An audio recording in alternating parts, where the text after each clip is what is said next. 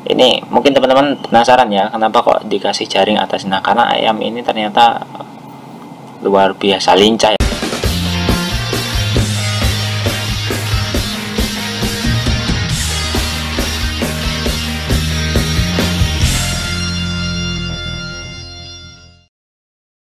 Halo teman-teman Radar Pertanian, kembali lagi di channel yang menyuguhkan konten-konten pertanian dan peternakan. Radar Pertanian, pertanian untuk masa depan.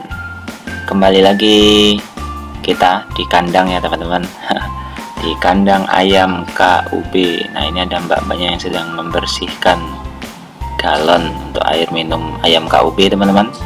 Nah, ayam KUB ini saya ulangi kembali bahwa ayam KUB merupakan ayam yang diseleksi dengan tujuan untuk ayam petelur dan menjadi penghasil indukan atau DOC ya teman-teman. Jadi ayam ini itu bisa dui fungsi, bisa sebagai ayam petelur dan juga sebagai indukan teman-teman. Nah teman-teman, pasti pada penasaran ya, bagaimana sih cara merawat ayam KUB ini sebagai ayam kampung yang digunakan sebagai pedaging maupun ayam kampung yang digunakan untuk ayam petelur ya teman-teman.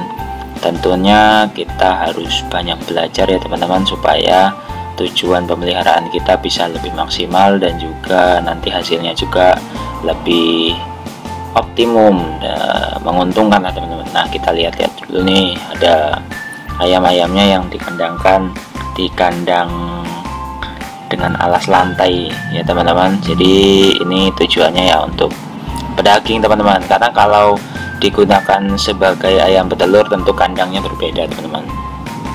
Nah, kalau untuk memelihara sendiri teman-teman, itu pasti dari awal ya teman-teman. Awalnya itu pembersihan kandang tentunya teman-teman. Jadi kandangnya itu dibersihkan semuanya, kemudian kita menyiapkan tempat untuk brooding. Brooding itu biasanya digunakan untuk ayam DOC ya teman-teman, ayam umur sehari, supaya kondisinya itu hangat teman-teman, karena ayam yang baru itu kan tentu masih memerlukan adaptasi ya teman-teman, supaya tidak kaget dengan lingkungan yang baru teman-teman. Karena kan kalau biasanya yang baru menetas itu kan ada induknya teman-teman, yang melindungi kemudian menjaga kondisi suhunya supaya tetap dalam kondisi yang hangat dan nyaman gitu ya teman-teman. Nah, kalau di umur sehari kita ambil itu kan pasti mereka kedinginan ya teman-teman. Nah, ini kita lihat yang umur 1 bulan ya teman. Kalau sudah 1 bulan ini mah sudah kuat ya teman-teman, dan sudah bisa menahan cuaca lah teman-teman, sudah tahan gitu, sudah bisa beradaptasi. Ini pakannya teman-teman. Nah, kemudian teman-teman setelah brooding itu sekitar 2 minggu barangkali ya teman-teman, untuk ayam ini itu kita bisa baru melepaskan di kandang seperti ini teman-teman. Tentunya supaya mereka lebih punya tempat yang luas. Kalau brooding ini biasanya kita kasih di alasnya itu seperti koran teman-teman, kemudian di tempat yang lebih sempit seperti kotak kan gitu teman-teman. Kemudian kalau untuk pemeliharaannya sendiri teman-teman, perlu diketahui untuk pemeliharaan ayam pada umumnya itu kan dibagi menjadi 3 ya teman-teman. Ada yang secara tradisional itu maksudnya ekstensif teman-teman, kalau bahasa gaulnya itu ayam itu cuman dilepas liarkan teman-teman. Jadi ayam itu punya kandang tapi ala kadarnya gitu. Kalau kita lihat di kampung-kampung, ada ayam itu dilepaskan cari makan sendiri, kemudian tidak diurus atau dikasih makan, itu namanya pemeliharaan secara ekstensif atau tradisional teman-teman. Tentunya dengan pemeliharaan yang seperti ini lebih murah ya teman-teman, karena kita tidak perlu untuk memberikan pakan, kemudian tidak perlu membuatkan sebuah kandang, dan lain sebagainya, termasuk vaksin ya teman-teman. Tapi tentunya kekurangannya ya ala kadarnya aja, ayamnya hidup dan mungkin bisa juga diambil orang ya teman-teman, karena tidak dikandangkan gitu teman-teman. Nah, tipe kandang yang kedua, tipe pemeliharaan yang kedua ini biasanya ada yang semi intensif teman-teman.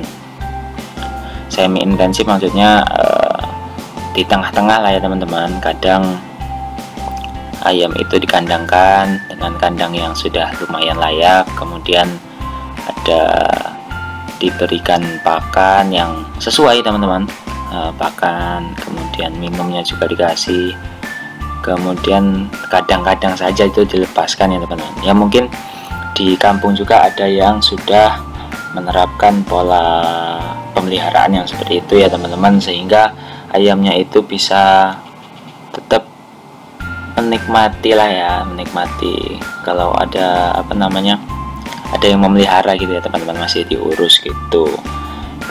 Ini biaya operasionalnya ya cukup rendah teman-teman, pertama tidak terlalu terlibat dalam pemeliharaan.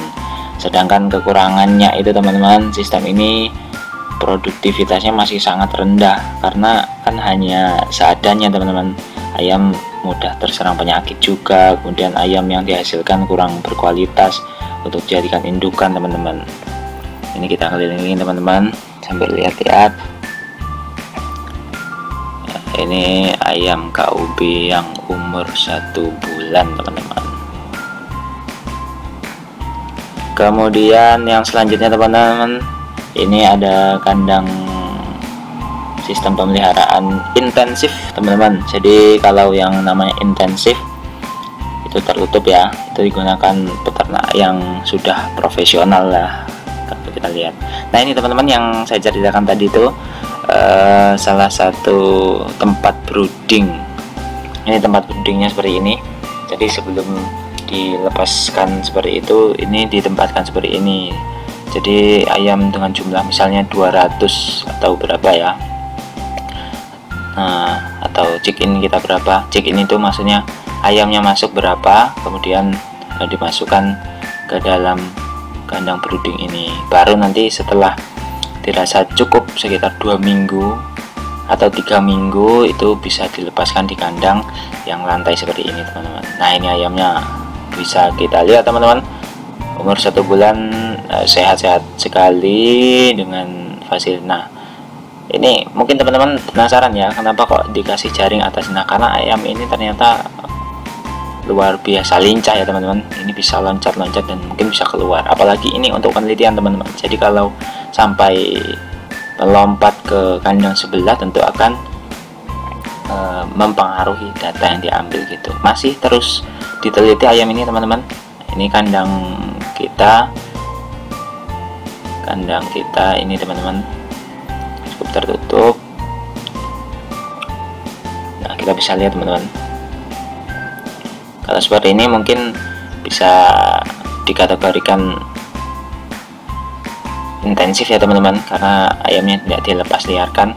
Kita sudah siapkan pakan, air minum, kemudian vaksinnya juga kita siapkan teman-teman. Nah ini kandang yang intensif teman-teman.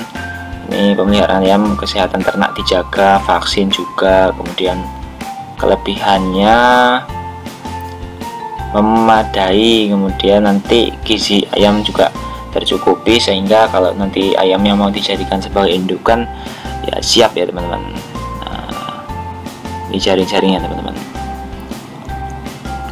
teman-teman, kita ulas sekali lagi bahwa sistem pemeliharaan ayam itu dibagi menjadi 3. Yang pertama tradisional atau ekstensif, yang kedua semi intensif atau semi ekstensif juga bisa, kemudian yang terakhir itu kandang modern atau intensif, yaitu pemeliharaannya yang dilakukan secara menyeluruh, mulai dari pemerhatian pakan, kemudian minum, vaksin untuk kesehatan dan lain sebagainya teman-teman.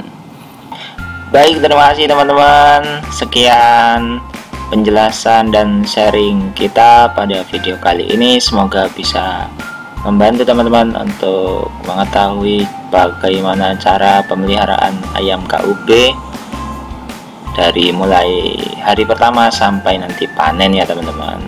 Jangan lupa subscribe, like, and comment sehingga teman-teman juga bisa membantu untuk berkembangnya channel Radar Pertanian untuk masa depan. Terima kasih, sampai jumpa kembali.